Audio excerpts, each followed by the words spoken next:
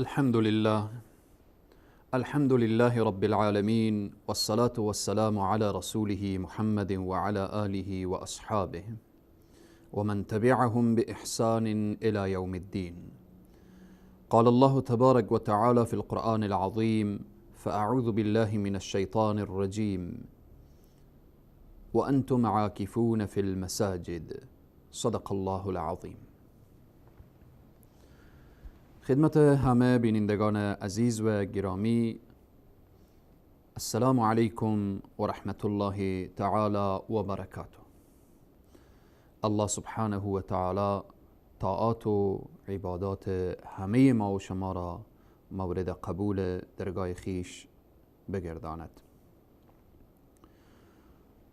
موضوع امشب ما یا این برنامه و این قسمت از دروس رمضانی، رمضان و اعتکاف هست. الله سبحانه و تعالی در ادامه آیات که بحث صوم و یا روزه هست می‌فرماید و انتم عاکفون فی المساجد. مسئله اعتکاف چیست و چگونه عبادتی می باشد؟ رسول اکرم صلی الله علیه و سلم که ام المؤمنین عایشه رضی الله عنها روایت می کنند ان النبی صلی الله علیه و سلم كان يعتكف العشر الأواخر من رمضان حتى توفاه الله عز وجل ثم اعتكف أزواجه من بعده، أو كما قال صدق النبي الكريم صلى الله عليه وسلم. رسول اکرم صلی الله علیه و سلم دهه اخیر رمضان را، 10 روز اخیر رمضان را به اعتکاف می نشستند تا لحظه‌ای که از دنیا رفتن، تا زمانی که از دنیا رفتن این عمل را اجرا می کردن. ام المؤمنین می فرماید وقتی که از دنیا رفتن، بعد از ایشان ازواج ایشان در اعتکاف می نشستن. خود اعتکاف به معنای درنگ، توقف، در جای خلوت کردن با پروردگار خیش به راز و نیاز پرداختن. اعتکاف در ماه مبارک رمضان سنتی از سنت‌های رسول اکرم صلی الله علیه و سلم هست.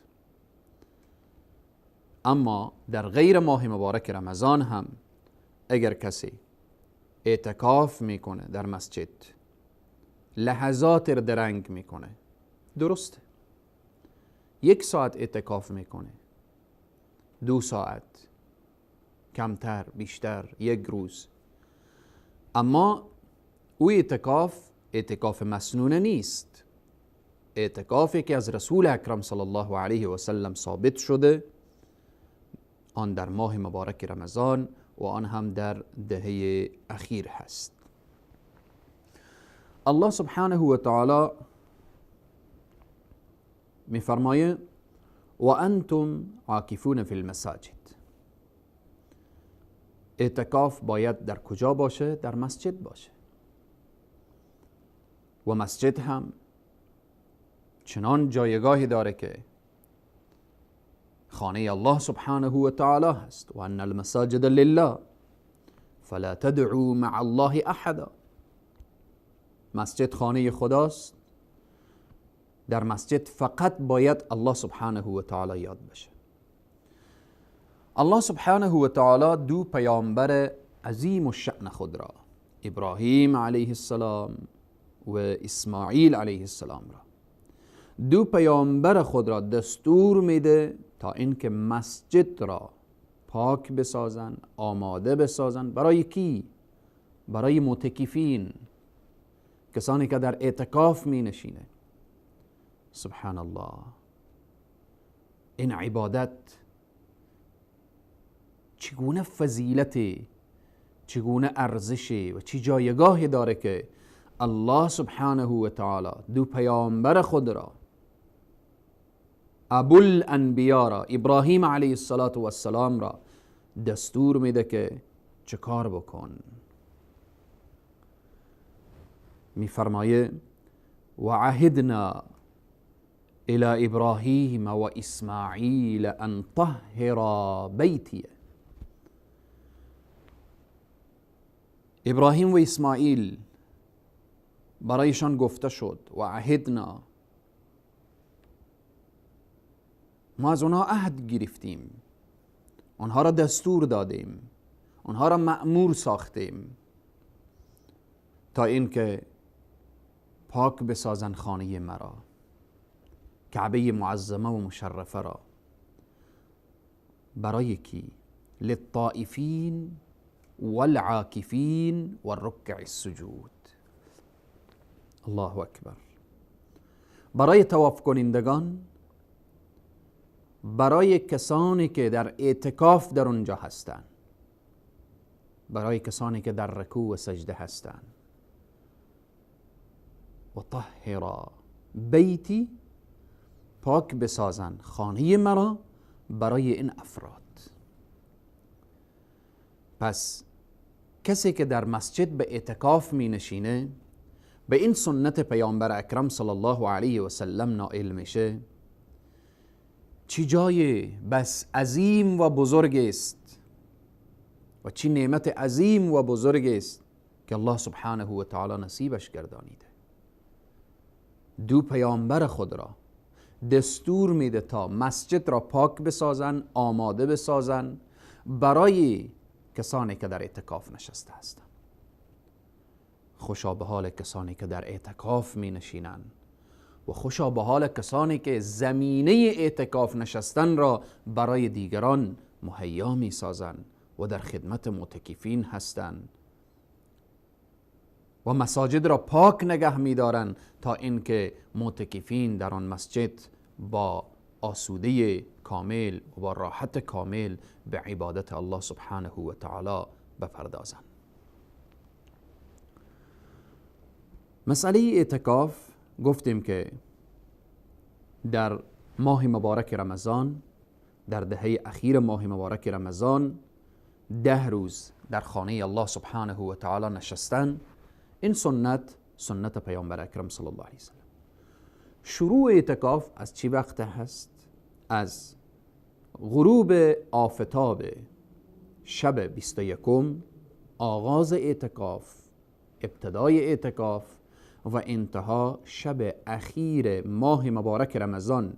به مجرد که ماه شوال داخل شد، به غروب آفتاب اعتکاف ختم می شود. شروط اعتکاف این عبادتی که الله سبحانه و تعالی در قرآن از او اشاره میکنه و انتم عاکفون فی المساجد. الله سبحانه و تعالی دو پیامبر خود را دستور میده که خانه مرا آماده بسازید برای معتکفین. آیا همین که شخص رفت در کنج مسجد نشست بس تمام هست یا از خود شروطی داره؟ شروط اعتکاف اول نیت هست. تمام عباداتی که ما و شما انجام میدیم شرط اول نیت هست. انما الاعمال بالنیات. تمام اعمال برمیگرده به نیت ها. شرط دوم اخلاص هست. خیلی مهمه. به چی نیتی ما به اعتکاف می نشینیم؟ آیا فقط به خاطر این که در این محل و در این مسجد کسی دیگری نبود رفتیم ما در اعتکاف نشستیم تا مسجد ما بی معتکف نمانه؟ یا این که با ذوق و با شوق فقط به خاطر الله سبحانه و تعالی؟ آیا در مسجد به اعتکاف نشستیم تا دیگران ببینن و ما را مشاهده کنن که ما در اعتکاف هستیم؟ نعوذ بالله، اعوذ بالله. آیا ما در اعتکاف نشستیم چند روزی خود را از غم و غصه دنیا و یا از مشاکل زندگی خود را جدا کردیم فقط بریم که فکرم آرام بشه؟ انما الاعمال بالنیات. این مرتبط میشه به نیت انسان که به چی نیت انسان میره در خانه الله سبحانه و تعالی می نشینه و با الله سبحانه و تعالی چگونه معامله داره. چون عبادت هست، عبادت باید به خاطر الله سبحانه و تعالی اجرا بشه و به اخلاص کامل، خاص به خاطر الله. و در اعتکاف همانطوری که در تمام امور عبادی میگیم متابعت از رسول صلی الله علیه و سلم شرطه و لازمه و ضروریه، در اعتکاف هم ما باید وقتی که نشستیم در اعتکاف که یک سنت رسول الله اجرا شد، در داخل اعتکاف ما چه کار باید بکنیم و چی اعمال را انجام بدیم و از کدام اعمال باید خودداری بکنیم. گفتیم که شرط اول انما الاعمال بالنیات. دوم شرط در مسجد باشه، یعنی شخص نمیتونه در خانه خود به اعتکاف بنشینه الا که استثناء شده که بحث خواهران هست، ولی مرد نمیتونه در خانه به اعتکاف بنشینه، در یک مدرسه در یک حجره مسجد نمیتونه بیت. شرطه که در مسجد و انتم عاکفون فی المساجد، در مسجد. شرط سوم مسجد باشه که در آن مسجد جماعت برپا باشه. نمیشه که ما در یک منطقه دور افتاده که یک وقت مسجدی بوده و در آنجا هیچ زندگی کسی نمیکنه و هیچ کس در آنجا نیست، اونجا جماعت برپا نمیشه، چنین اعتکاف درست نیست. اعتکاف باید در مسجدی باشه که 5 وقت جماعت باشه، در اونجا اذان باشه، در اونجا اقامت باشه، در اونجا نماز باشه و جماعت باشه. پس شروط اعتکاف: اول نیت و اخلاص، متابعت از رسول صلی الله علیه و سلم. دوم در مسجد باشه و سوم مسجد باشه که در آن مسجد جماعت برپا باشه. حالا وقتی شروط رو گفتیم، آداب اعتکاف چی هست؟ قبل از این که آداب اشاره کنم، چون گفتیم که لازم در مسجد هست و حدیث هم خواندیم که پیامبر اکرم صلی الله علیه و سلم اعتکاف می نشستن، بعد از رسول صلی الله علیه و سلم ازواج مطهرات به اعتکاف بودن. برای خواهران اگر نیت اعتکاف می کردن، نیت اعتکاف اولا در شرایط کنونی که زمان فتنه هست، زمان که از هر طرف فتنه های عجیب و غریبی هست، پس جای امن و امان بیرون از خانه جای دیگری نخواهد بود. اگر زن در خانه خود در خدمت شوهر بود و مصروف عبادت، شب زنده‌داری داشت، تلاوت قرآن داشت، یعنی فکر و ذهنش به این بود که اگر یک مسجد جای امن پیدا می شد که مخصوص خواهران، در اونجا من می رفتم به اعتکاف می نشستم، خواه مسجد الحرام، خواه مسجد النبوی صلی الله علیه و سلم، جای دیگری، همین که زن مسلمان اطاعت از شوهر داشته باشه، خانه و زندگی را درست و صحیح سر و سامان بده و به عبادت الله سبحانه و تعالی و شب زنده‌داری داشته باشه، اجر و ثواب معتکفین از آن او خواهد بود. پس بناهن بهترین عبادت برای زنها خانهشان هست. و قرن فی بیوتکن، زنها در خانه مستقر باشن. و حتی بعضی خواهرها سوال میکنن که آیا رفتن ما در نماز جماعت، رفتن ما در نماز جمعه، همه اینها برایشان مستحب هست. رفتن به جماعت، رفتن به نماز جمعه، اینها مستحب هست، اما از لحاظ اجر و ثواب و پاداش بهترین نماز، بهترین عبادت برای زن در داخل خانهش و در کنج خانهش هست که چشم نامحرم به او نیفتد. آداب اعتکاف از خود آداب داره.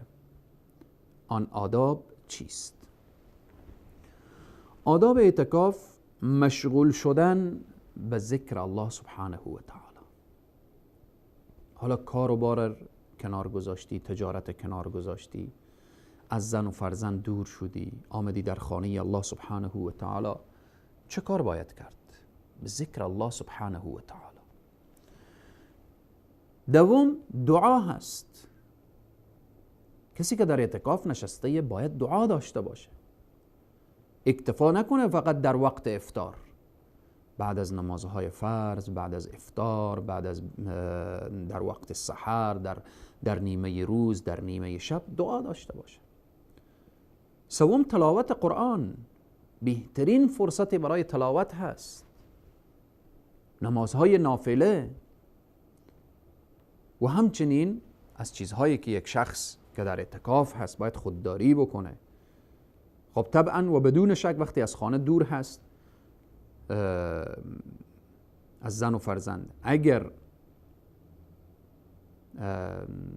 همسرش میای از او خبر میگیره، متوجه باشه که همانطوری که در روز که روزه داره نمیتونه با همسر خود نزدیک بشه، چون در وقت اعتکاف هم هست، باید خودداری بکنه از مسائلی که او را به طرف جماع و اینها میکشانه. باید خودداری بکنه. اما در حد ملاقات، سخن گفتن با زن خود، با فرزندان خود، با اقربا، خویشاوندان، اینها اشکالی نداره. از سخنان بیهوده پرهیز بکنه. کسی که در اعتکاف هست نمیشه که حرفهایی بزنه که در شأن یک مسلمان نباشه، در شأن یک کسی که آمده در خانه الله سبحانه تعالی خلوت کرده، به راز و نیاز میپردازه. باید از حرفای زشت، از حرفای رکیک همیشه خودداری کنه، خصوصا در وقت اعتکاف. و همچنین از اشیایی که او را از ذکر و از تلاوت و از قرآن و از اینها باز می‌داره خودداری کنه. اونها چیست؟ در اعتکاف کوشش بشه که موبایل خود را خاموش بکنه. در اعتکاف اینا جز آداب هست. از اینترنت، سالها و ماها اینترنت کنارش بوده، روزها و شبها از وسایلی که مثل واتساپ و مثل توییتر و مثل فیسبوک و مثل و امثال اینها، چون اینها انسان را مصروف میکنه و مشغول میسازه. از جمله آداب اعتکاف هست که از اینها خودداری بشه. اعتکاف یعنی خلوت با پروردگار عالم. اعتکاف یعنی راز و نیاز با الله سبحانه و تعالی.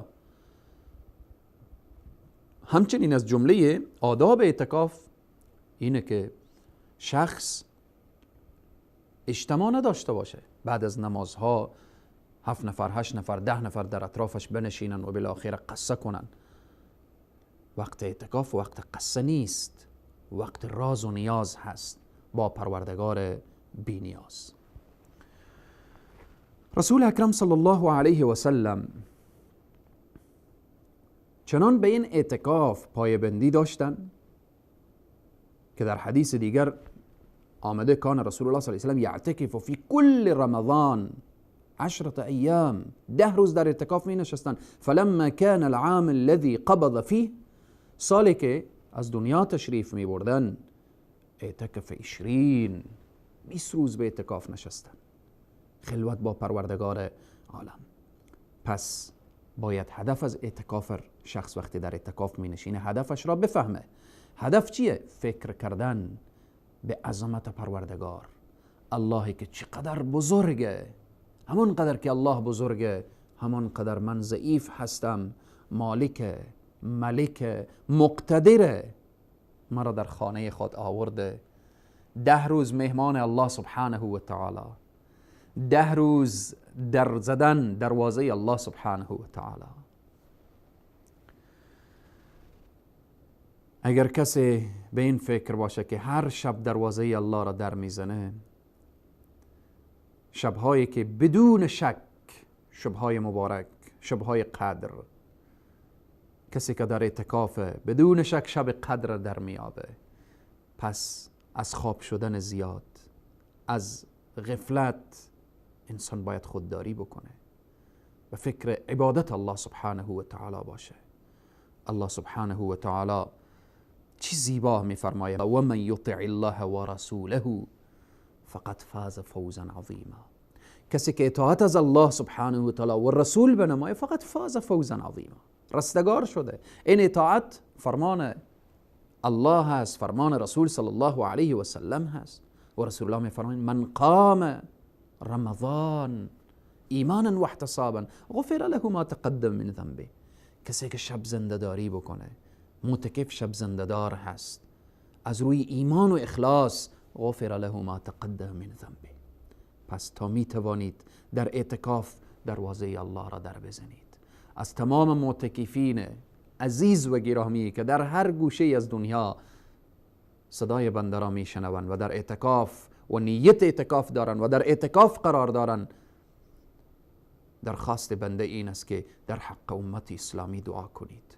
امت امروز سخت دچار زخمهای عمیقی شده که اونها نیاز به ملهم داره و ملهم اون زخمها دعای شما معتکفین، دعای شما صائمین، دعای تو خواهر و برادر هست که در حق امت اسلامی دعا کن که الله امت اسلامی از این حالت ذلت و خاری نجات بده. الله سبحانه و تعالی طاعت و عبادات همه صائمین ماه مبارک رمضان، خصوصا کسانی که نیت اعتکاف دارن و نیت اعتکاف کردن، الله سبحانه و تعالی از همه عزیزان بپذیره و قبول بفرمایه. الله بر همه ما توفیق بده که به این سنت مبارک نائل بشیم. تا برنامه بعد شاد و موفق و سرفراز و سربلند دنیا و آخرت باشید. و السلام علیکم و رحمت الله تعالی و برکاته. رمضان